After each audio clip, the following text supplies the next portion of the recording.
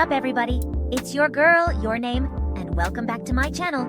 Today, we're jet-setting off to the land of the rising sun, Japan. But hold up, before you picture cherry blossoms and sushi galore, we're going deep, fam. We're talking about the lowdown, the hush-hush, the taboo side of being a woman in Japanese society. Get ready to have your minds blown because some of this stuff is straight up wild. You ready to spill the tea? Let's go! Okay, so picture this.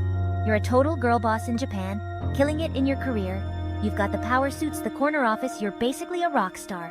But then bam, you fall in love, get married, and suddenly, the expectation is to become a housewife? Yep, you heard that right. In Japan, traditional views on marriage and family are still a thing, even in the 21st century. We're talking serious pressure for women to ditch their careers and become domestic goddesses. Alright, let's talk body image, baby. It's a topic that's always buzzing, and today, we're diving deep into the world of Japanese beauty standards. In Japan, being thin is not just a suggestion, it's practically a religion. The cultural emphasis on slimness is deeply ingrained, and it affects almost every aspect of life. We're talking extreme dieting, intense societal pressure, and a whole lot of emphasis on looking like a delicate flower. From diet foods lining supermarket shelves to rigorous fitness routines, the pursuit of thinness is relentless. And don't even get me started on those crazy beauty standards. The expectations are sky high, with an almost obsessive focus on maintaining a youthful, slender appearance. Imagine this. You're walking down the street in Tokyo and everyone around you looks like they just stepped out of a magazine. It's like a fashion show on every corner. I mean, these women are rocking those tiny waistlines, those slender legs. It's like a whole different world. The dedication to maintaining such figures is evident in their daily routines. And the pressure to fit in? Intense, my friends, intense! It's not just about personal choice, it's about societal expectations and the desire to conform. Now, I'm all for body positivity and embracing your curves, but in Japan, it's a whole different ballgame. The movement towards body positivity is growing, but it still faces significant challenges. The media, the fashion industry, even everyday conversations revolve around this ideal of thinness. It's a pervasive influence that shapes perceptions and behaviors, making it a tough environment for those who don't fit the mold. Alright, beauty junkies, buckle up because we're diving into the fascinating and sometimes downright bizarre world of Japanese beauty standards. Forget everything you thought you knew about makeup and skincare, because Japan is on a whole other level. First up, let's talk about the obsession with pale skin. We're talking SPF 1000, wide-brimmed hats, even face masks on sunny days. Having porcelain-like skin is the ultimate beauty goal, and women go to extreme lengths to avoid any hint of a tan. I mean, I love a good tan, but hey, different strokes for different folks, right? Okay, ladies, let's talk about a term that sends shivers down the spines of single women in Japan: Christmas cake. Now, before you start craving some delicious holiday dessert, this ain't about the sweet stuff. It's actually a super messed up way of referring to women over 25 who are still single. Yep, you heard that right. In Japan, there's this ridiculous belief that a woman's value diminishes after she turns 25, like some kind of expired pastry. It's like they think we magically turn into pumpkins or something after a certain age. Alright ladies, imagine this. You're in your 30s, fabulous, independent, and living your best life. You've got a killer career, amazing friends, and you're perfectly content with your single status. Sounds pretty awesome, right? Well, not so fast, at least not in Japan. In a culture that often prioritizes marriage and family, being a single woman over 30 can feel like you're committing some kind of social taboo. It's like people look at you with pity, wondering what's wrong with you, why you haven't settled down yet. Talk about pressure! Alright, let's step inside a traditional Japanese household, shall we? Imagine the sliding doors, the tatami mats, and the serene ambiance that greets you as you enter. Now, while modern families are evolving, the echoes of traditional gender roles still linger, especially when it comes to women. Despite the advancements in society, these roles are deeply rooted in the culture and continue to influence daily life. We're talking about expectations, responsibilities, and a whole lot of pressure to keep things running smoothly. The weight of maintaining a perfect household often falls on the shoulders of women, creating a delicate balance between tradition and modernity. Picture this. The husband, the head of the household, goes off to work while the wife, the queen of domesticity, stays home to manage everything else. This dynamic, though evolving, still holds strong in many households. We're talking cooking, cleaning, taking care of the kids, the whole 9 yards. From preparing meals to ensuring the children are well taken care of, the responsibilities are endless. It's like this unspoken rule that women are the keepers of the home, while men handle the outside world. This division of labor, though traditional, is still prevalent and shapes the daily lives of many families. Now, don't get me wrong, there's nothing wrong with embracing traditional roles if that's your jam. Many find joy and fulfillment in these roles, and it's all about what works best for each family.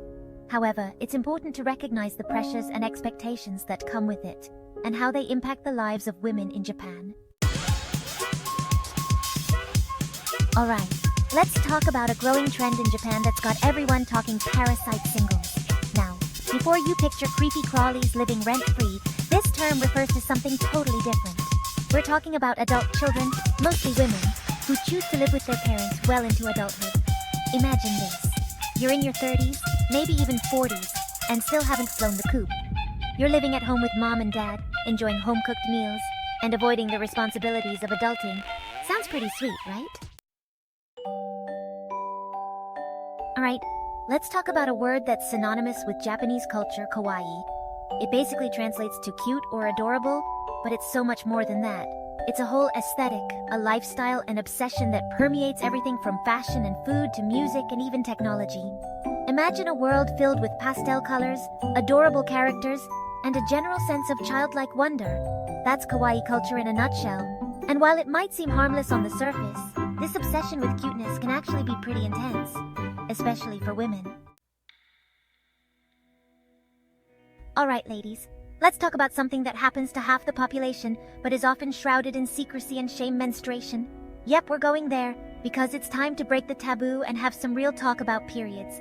In Japan, menstruation is often seen as something dirty or embarrassing, a topic that's not to be discussed openly. It's like this unspoken rule that women should suffer in silence, hiding their tampons and pads as if they're some kind of contraband. This cultural reluctance to talk about periods openly has some serious consequences. Alright, lovebirds, let's talk about relationships in Japan, because things can get pretty interesting. And by interesting, I mean rooted in traditional gender roles that might seem a little outdated to us Western folk. We're talking about expectations, power dynamics, and a whole lot of unspoken rules. In traditional Japanese relationships, the man is often seen as the head of the household, the breadwinner, the decision maker. Meanwhile, the woman is expected to be the supportive wife, the homemaker, the nurturer. It's like this unspoken agreement that each partner has their designated role to play. Now, don't get me wrong, there's nothing wrong with traditional values if that's what works for a couple. Alright, political junkies, let's talk about women in Japanese politics, because it's a topic that's both fascinating and frustrating. While Japan has made some strides in recent years, the reality is women are still woefully underrepresented in positions of power. Imagine this. You're a woman with big dreams of making a difference in the world, of shaping policies and leading your country. But you quickly realize that the political arena is a bit of a boys' club, where men call the shots and women are often relegated to the sidelines. From societal expectations that discourage women from pursuing political careers, to a lack of support and mentorship within the system, the barriers to entry are high. Alright, ladies, let's talk about a topic that's often met with raised eyebrows and hushed whispers in Japan: the choice not to have children. This decision, while personal and valid, often stirs up a lot of emotions and opinions. In a culture that places a high value on family and tradition, opting out of parenthood can feel like you're going against the grain, challenging deeply held beliefs. The expectation to marry and have children is deeply ingrained, and stepping away from this path can be seen as a radical act. Imagine this. You're a woman who's decided that motherhood isn't for you. You've weighed your options, considered your future, and made a choice that feels right for you. Maybe you're passionate about your career, maybe you simply don't feel the urge to procreate, or maybe you have other reasons that are personal and valid. Perhaps you want to travel, pursue hobbies, or dedicate your time to other meaningful endeavors. But in Japan, this choice is often met with resistance, judgment, and even outright disapproval. The societal expectations can be overwhelming, making you feel like an outsider in your own community. From societal pressure to conform to traditional family structures to the fear of being labeled as selfish or irresponsible, women who choose to be child-free often face a unique set of challenges.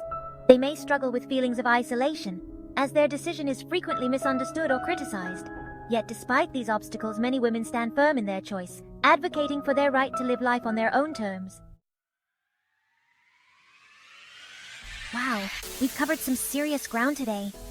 From the pressure to be thin and the Christmas cake phenomenon to the taboo around menstruation and the challenges faced by women in politics, it's clear that being a woman in Japan comes with its own unique set of expectations and obstacles. But hey, despite the challenges, Japanese women are strong, resilient, and making their voices heard. They're challenging traditional norms, breaking down barriers, and redefining what it means to be a woman in the 21st century. Until next time, stay curious, stay informed, and keep on rocking!